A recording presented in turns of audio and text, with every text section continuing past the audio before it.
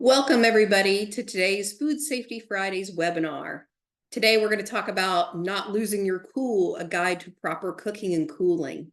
This will be a really short presentation meant to give you just a really quick overview. And as always, we'll have the recording up on our YouTube channel. So if you have any questions, please feel free to enter them in the chat and we'll open it up to everybody at the end of the presentation. So let's get started. I'm Wendy White, and along with my colleague, Andrea Hines, we represent the Food and Beverage Extension Support for Georgia Tech's Georgia Manufacturing Extension Partnership, leveling referred to as Georgia MEP. We'll have more information about how you can reach us at the end of the presentation. Before we get started, I wanted to let you know that we're going to be using fairly generic food safety guidelines that are found in the FDA Food Code. This is primarily intended for use in food service and home cooking. Now, if you're a food manufacturing, you must find science-based validation to prove that your time and temperature limits are appropriate to control the pathogenic hazards that are identified in your food safety or HACCP plan. We can help you do that, and we'll have contact information at the end of this presentation. So I think all of you know that there is a temperature danger zone. Bacteria multiply rapidly at temperatures between 41 degrees Fahrenheit and 130 degrees Fahrenheit. So it's really important to keep those hot foods hot and cold foods cold. And remember, it's always safest to thaw frozen foods in the refrigerator, not on your counter. So different foods require different temperatures and different cook times to cook them thoroughly to make sure that these pathogenic bacteria have been killed. The chart to the right was created by our friends at NC State and is a good guide to what foods must be cooked to an internal temperature of 145, 155, or 165 degrees Fahrenheit to make sure that those dangerous pathogens are killed. Now remember that there's a specific time that goes along with all of these cooking temperatures. They're not necessarily instantaneous, so check the FDA Food Guide for details. Now, when you're checking food temperatures, make sure that you insert your probe thermometer in the thickest part of the food and try to get that point to be inside the very middle of the food, because that middle part is definitely going to be the coolest part. And you want to make sure that that coolest part is the one that reaches that proper temperature for the correct amount of time. I'd always use a meat thermometer when cooking, even at home. And let me tell you what, they make excellent holiday gifts. My poor family has been getting meat thermometers in their stockings for years and years. Now, cooling foods can be really tricky. It's always a good idea to put bulk foods like sauces or soups, a big thing of rice, into a shallow pan first when you take it off the stove and you get ready to try to cool it down. So, like if you look on this picture on the upper right-hand corner, the sauce in that middle pot is going to really take a long time to cool, especially in that center part. But the picture on the bottom, the same exact sauce in the shallow dish will cool a lot quicker. Also, be careful when you're putting away leftovers. If you put them into a big Tupperware container and you put that lid on, you're going to have condensation form on that lid, and that really can create its own problems. So put it in a shallow container. Even if you have to put it into 2 Tupperware containers to put it away, I definitely recommend that.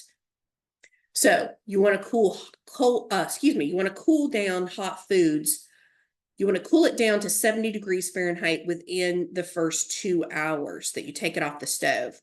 And then again, you want to cool it from 70 degrees to 41 degrees within another 4 hours. So this picture right here in the middle is a really good indicator of what you have to cool it down to. And it's a really good idea to set very hot foods on the counter for just a little while and then transition them to the refrigerator, because if you put a huge bunch of really hot food in the refrigerator, it can really heat up your entire refrigerator. And just remember, if it's not cooling down fast enough, this happened to me actually this morning. We made a huge pot of grits. We stirred it, and then we actually ended up transferring it to 2 smaller Tupperware containers.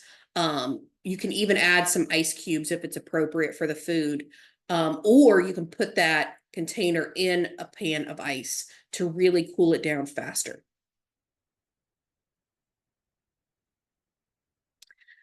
So this picture right here answers the age-old question, how long can I keep my leftovers? My family asks me this after every single Thanksgiving.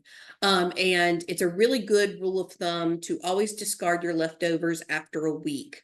But some things need to be used quicker than that, or you can always freeze things. Now, the quicker you cool down your food initially, the longer it's going to last in the refrigerator. So another good reason to cool it down as fast as possible. And then always give it the sniff test. I know that sounds very unscientific, but when off odors start being created, you know that there's probably a problem. Or if things look slimy or feel slimy. And of course, if you see mold, be smart, just toss it out. Here's another tip, especially around that holiday time, don't overcrowd your refrigerator or freezer.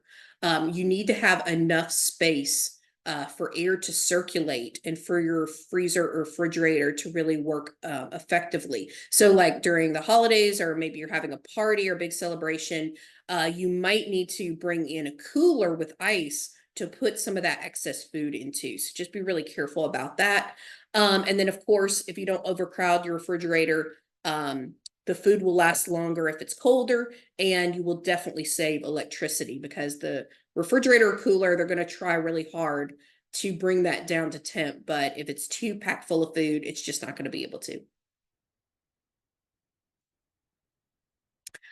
Refrigerators, coolers, and freezers, they aren't foolproof.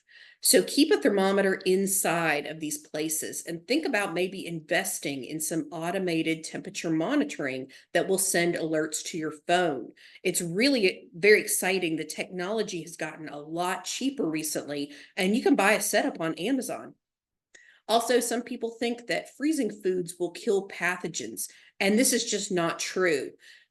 Freezing sometimes just puts them to sleep, and they can start growing again when the food is heated up. So don't rely on freezing to kill. Heat is the most effective way to kill pathogens in food. And then if you've ever used a thermometer on a daily basis, you know how much abuse they can take. I don't think I've ever been in a plant where we haven't dropped them at least every other week. It's really important to periodically verify that your thermometer is still reading accurately. And this is even something you can do at home. If you have a thermometer for more cooler temperatures, like checking the coolers and freezers, use an ice bath, and then just make sure once you place your thermometer in there for a few moments and it settles down, make sure it should be reading 32 degrees Fahrenheit. Now make sure that your probe, try not to touch any ice cubes directly, try to kind of get it right there in the middle, but make sure you have enough ice to bring it down so that it'll read 32 degrees.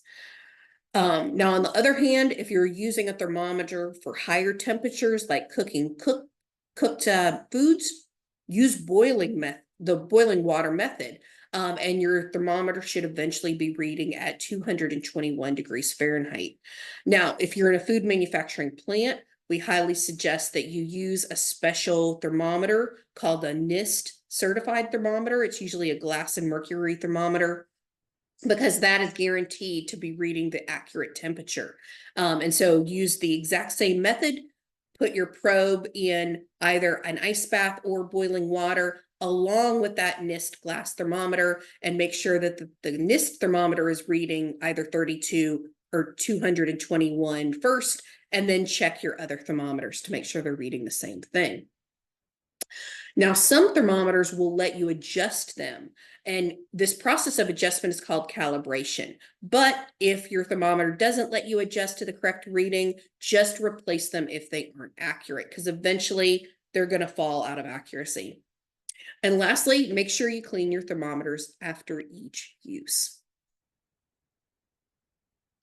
So we know that this has been really quick, but if you enjoyed this webinar, please keep in touch with us. You can scan this QR code to sign up for our food and beverage newsletter.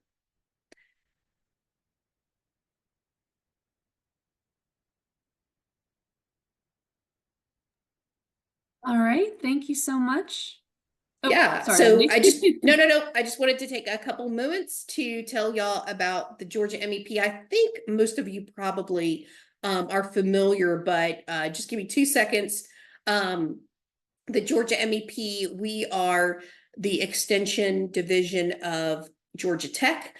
We focus primarily on manufacturers. Andrea and I are the food scientists, but we work with a huge variety of people that do all kinds of different things. And all of us are experts in the field. We've actually worked in manufacturing before. And so we do everything from automation, cybersecurity, human resources, leadership development, supply chain management, all kinds of different things. So if you need help, don't be afraid to reach out to us. And here's how you can get a hold of us. You can scan these QR codes for our business card and just let us know how we can help.